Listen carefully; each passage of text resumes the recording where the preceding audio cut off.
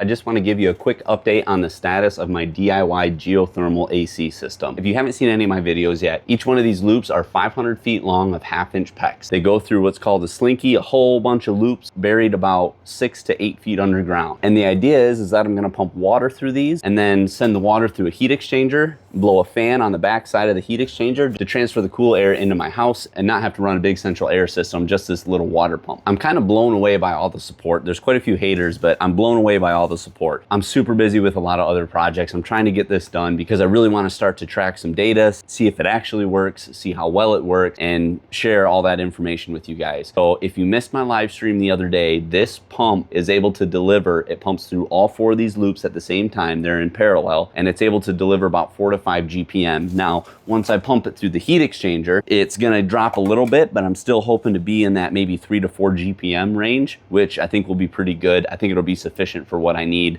And I just pulled this heat exchanger out of the plenum of the furnace. This is a flat heat exchanger, so it gets mounted like this in the plenum of the furnace, and air blows up through the bottom and then throughout the house. The problem is if the water is cold enough running through here and the air is warm enough coming up underneath it, it's gonna condensate and drip water down into my furnace, which I don't want to have happen. So what I'm gonna do, I actually think I'm gonna flip these manifolds around so that the pump and return lines are coming off this side. I'm gonna fasten a board against this wall here behind me so that I can start mounting all of this stuff, support it all, mount the heat exchanger up over here to my side, and then plumb the water in and just blow air through it, see what temperature the heat exchanger is before I try to tie into any of my ductwork in the furnace. I also ordered these, which are little dual channel display thermocouples. Each one of these has 2 thermocouples and LCD displays. I actually have 5 of them. So I'm planning on measuring incoming loop water temperature, outgoing loop water temperature. I'm also gonna try to track the temperature of the heat exchanger as best as I can. If I have the heat exchanger in any sort of ductwork, I'm gonna measure the temperature on one side of the heat exchanger versus the other side. So the return air and the supply air, to see if I can actually measure a temperature difference from the air blown by the heat exchanger. To trigger the pump and potentially an additional circulation fan, this is just a cheap little contactor I ordered off Amazon, and the coil runs off 24-volt AC, which is what the furnace supplies. So all I'm gonna do is tap into, I'll have to run a common from this over to the furnace, but then the furnace powers the thermostat. When the thermostat calls for AC to kick on, it's gonna